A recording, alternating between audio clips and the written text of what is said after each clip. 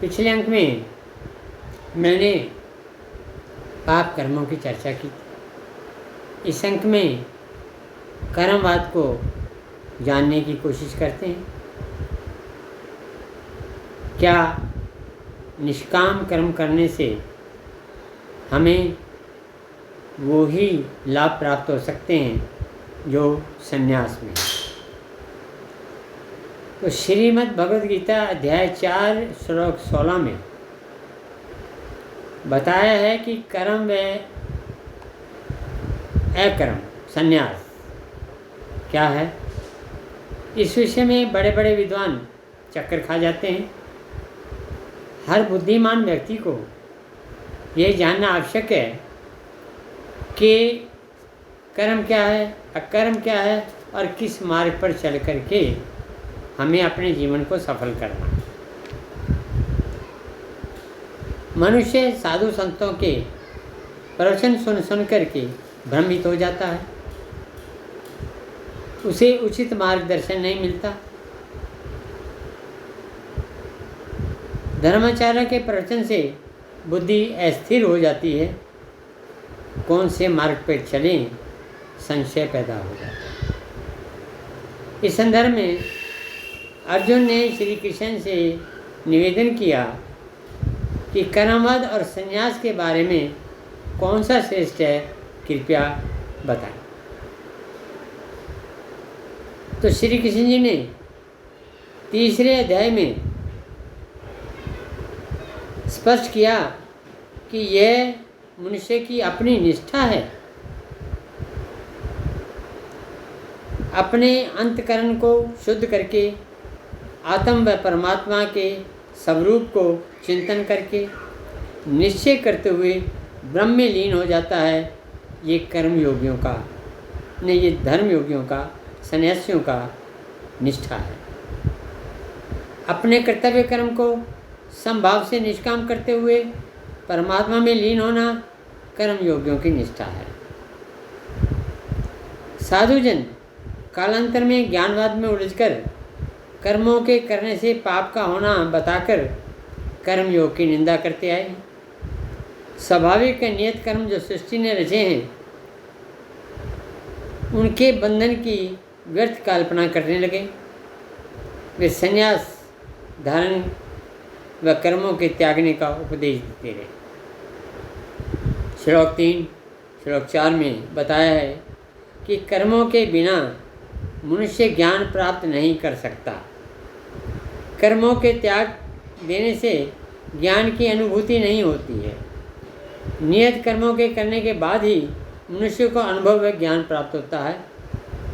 चिंतन व मनन भी तो मानसिक क्रिया हैं और मानसिक क्रियाओं के, शरीर क्रियाओं के बिना ज्ञान की प्राप्ति नहीं हो सकती। ज्ञान व अनुभव के बिना मनुष्य का सन्यासी होना भी संभव नहीं है। श्लोक 5 में लिखा है कि क्रिया का करना मनुष्य के जन्म से स्वभाव में है। कर्मों का करते रहना सृष्टि का स्वभाव सिद्ध नियम है। मनुष्य एक क्षण भी कर्म करे बिना नहीं रह सकता। पहले भी बताया कि प्रकृति के 3 गुण सत्व, रजो व तमो गुणों के कारण विविधता से मनुष्य से कर्म करवाए जाते हैं। इसलिए कर्मों को क्षण भर के लिए भी मनुष्य बंद नहीं कर सकता। ये कर्म सबसे अनावृत होते रहते हैं। इस कारण कर्तव्य कर्म का त्याग कोरी कल्पना है। जो जन हाथ पांव कर्मेंद्रियों को रोककर बैठ जाता है और मन में भोग या उपभोग का चिंतन करता है, वह मिथ्याचारी है। जैसे समाधि में बैठे मनुष्य को मन में देखने, सुनने व चखने की चिंतन करता है, वह ढोंगी है। कर्म इंद्रियों को रोककर मन को संयम न करना झूठा आचरण है।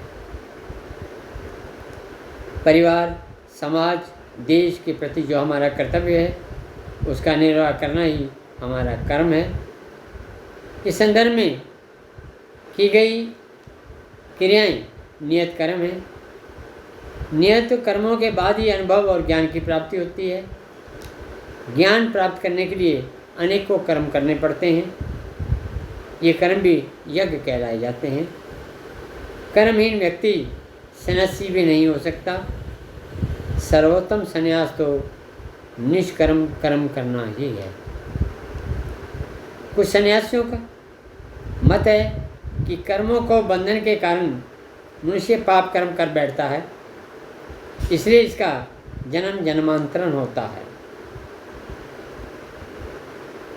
सन्यासियों का मत है कि मोक्ष को कर्म त्याग करने के बाद ही प्राप्त किया जा सकता है। अध्याय 3 श्लोक 9 में कहा है कि स्वार्थ व स्वर्ग की प्राप्ति के लिए किया गया कर्म ये मनुष्यों को बंधन में बांधता है। दान पुण्य, सेवा, उपकार, समाज सुधार, दीनहीन की रक्षा, पोषण ये यज्ञ कहे गए हैं। ध्यान, ज्ञान और आराधना ये भी यज्ञ माने गए हैं। समर्पण भाव से अहंकार व लालसा रहित क्रिया और निष्काम कर्म यज्ञ कहा गया है। ऐसा यज्ञ कर्म बंधन नहीं बल्कि मानव कल्याण का लिए होता है। आगे अध्याय 3 श्लोक 35 में कहा गया है कि अपना कर्म चाहे कितना ही छोटा हो, हीन प्रवृत्ति का हो, दूसरे के कर्म से श्रेष्ठ होता है। अपने साधारण कर्म में मर जाना कल्याणकारी है। अपने कर्तव्य को तुच्छ जानकर त्याग करना वो पाप है। मनुष्य समाज में चारों वर्णों के कर्म स्वाभाविक रीति से सर्वत्र पाए जाते हैं, जिसमें कोई ना कोई कर्म योग्यता अनुसार हर व्यक्ति को करना ही पड़ता है। इन जातीय कर्तव्यों से ऊंच नीच का भाव नहीं रखना चाहिए। धर्म शब्द का बहुत बड़ा विस्तार है। इसमें पारिवारिक, व्यवहारिक, परमार्थ सभी कर्तव्य पाए जाते हैं। ये सभी कर्म यज्ञ कहे गए हैं। ये विश्व एक यज्ञशाला है। इसमें मानव जीव व वस्तु एक दूसरे के लिए काम करते हैं। हर मनुष्य दूसरे पद आश्रित है। सूर्य, पवन, आकाश, जल, पृथ्वी मानव को पोषित करते हैं और मानव ही मानव हित काम करता है। परिवारजन, जाति, समाज, देश आदि परस्पर सहयोग, सेवा व बलिदान पर निर्भर है। स्वार्थ त्याग कर परितमी कर्म करना ईश्वरकृत नियम है। इसलिए हमें कर्म योग में यज्ञ करते हुए परस्पर सहयोग, सेवा, पोषण का कर्म करना चाहिए। यही नित्य कर्म है, यही हमारा धर्म है। स्वार्थ का जीवन पशुवती जीवन होता है। पशु की भांति जन्मना, पनपना और मरना ये मानव का क्रिया नहीं है। यज्ञ कर्म की उत्पन्न होते हैं। कर्म वेद से उत्पन्न होता है। जिस स्थान पर शुभ कर्म होते हैं, परहित सेवा होती है, स्वार्थ को त्याग किया जाता है, समाज व देश हित काम किया जाता है, बलिदान दिया जाता है, जहाँ ज्ञान, ध्यान, चिंतन होता है, वही स्थान हरि मंदिर कहलाता है। यज्ञ पूजन करना ही उसका पूजन होना जाता है।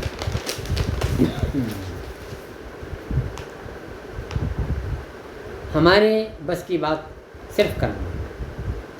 अध्याय 2 श्लोक 49 में लिखा है कि मनुष्य ईश्वर नहीं है, इसलिए कर्म के फलों पर उसका अधिकार नहीं। किस कर्म का क्या फल होगा, कब मिलेगा, ये ईश्वर पर निर्भर है। कर्तव्य कर्म करते हुए पाप पुण्य के जाल में न पड़े। धर्म मार्ग में कर्तव्य करते हुए नरक आदि की नकारात्मक सोच न करें और ना ही कर्म का त्याग करें। सम रहना निष्काम कर्म का ही योग है। सफलता असफलता, सुख दुख, हानि लाभ में भी सम रहना कर्मयोग है। चित्त समता का नाम ही समाधि है। मनुष्य जब मन से उठने वाले सभी कामनाओं की अनदेखी कर देता है, अपनी आत्मा में संतुष्ट हो जाता है, तो जन दुख से व्याकुल नहीं होता, सुख में कामना को इच्छा नहीं करता, जिसका राग द्वेष में अहंकार सब नष्ट हो गया हो, वह शीतल बुद्धि वाला कहा जाता है। योग में मनुष्य में सुख दुख आता रहता है, शुभ अशुभ कार्य होते रहते हैं, अच्छे बुरे व्यक्ति मिलते रहते हैं, अच्छा बुरा समय आता रहता है। इन परिस्थितियों में भी डावाडोल ना होना, वही शीतल बुद्धि वाला होता है। इससे कष्ट या दुख नहीं होता, वह हर घटना को ईश्वर कृत मानकर संतोष कर लेता है। अध्याय 2 श्लोक 70 में वर्णन है कि निष्काम कर्म करने वाला कर्मयोगी ही पदार्थों की प्राप्ति में, कीर्ति में, सम्मान में, विषय आदि में लाभ को स्वतः ही प्राप्त कर लेता है। इन प्राप्तियों के लिए ललायत भी नहीं होता, प्रभु इच्छा मानकर स्वभाव में स्थित रहता है। ममता मोह व फलों ऐसा मनुष्य ही शांति पाता है। 2 श्लोक 72 में कहा गया है कि शीतल बुद्धि ब्रह्म में ही आस्था है। इस स्थितियों को प्राप्त कर मनुष्य में नहीं पड़ता, उसे संयम व अज्ञान घेर नहीं सकता। शीतल बुद्धि कर्मयोगी की और ब्रह्म उपासक की अवस्था ब्रह्मलीन होने की होती है। निष्काम कर्म करता हुआ समाधि और ब्रह्म में लीन हो जाता है।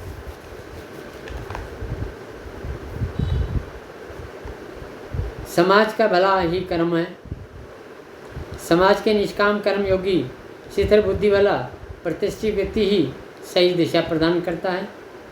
यदि प्रतिष्ठित व्यक्ति कार्य करना छोड़ दे और संन्यास अपना ले, तो साधारण मनुष्य भी प्रतिष्ठित व्यक्ति का अनुकरण करते हुए समाज सेवा छोड़ देंगे और नियत कम करना छोड़ देंगे। इससे जाति व समाज का बहुत हानि होती है।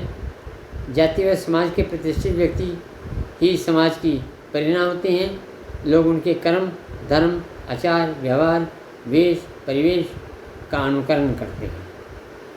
अध्याय 3 श्लोक 24 में लिखा है कि कर्तव्य कर्मों के न करने से जाति व समाज का नाश हो जाता है। सत्य व न्याय की रक्षा करना ईश्वरीय कृत विधान है। दूसरे प्राणी की आक्रमण से स्वयं की रक्षा करना ही ईश्वरीय विधान है, यही कानून भी है। संक्षेप में निष्कर्म रहने व अनुभव व ज्ञान की वृद्धि होती है और निष्कर्म कर्म ही सच्ची ईश्वर पूजा है और निष्कर्म व्यक्ति को ही सम्मान व पारितोषिक मिलता है।